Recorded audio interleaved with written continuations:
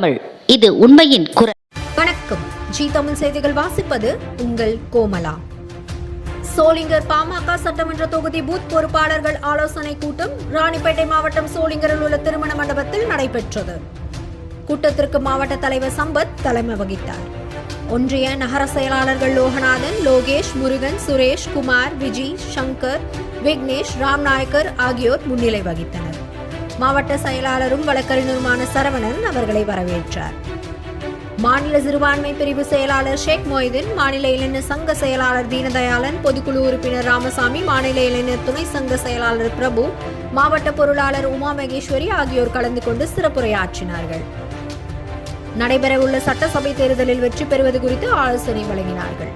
புதிய பொறுப்பாளர்களுக்கு அடையாள அட்டை வழங்கி புகைப்படமும் எடுத்துக்கொண்டனர். சோளிங்கர் சட்டமன்ற தொகுதிக்குட்பட்ட நெமிலி, காவேரிப்பாக்கம், பணம்பாக்கம், சோளிங்கர் ஆகிய பகுதிகளிலிருந்து பாட்டாளி மக்கள் கட்சி ஒன்றிய செயலாளர்கள் மற்றும் பொறுப்பாளர்கள், நிர்வாகிகள் தட்சிணாமூர்த்தி, தீபா, வழக்கறிஞர் கோகுல், ஏழுமலை, சாரதி, ராமு, அருள்ஜோதி, ராஜேஷ், தனலட்சுமி, பாபு உட்பட பலர் கலந்து கொண்டு சிறப்பித்தனர்.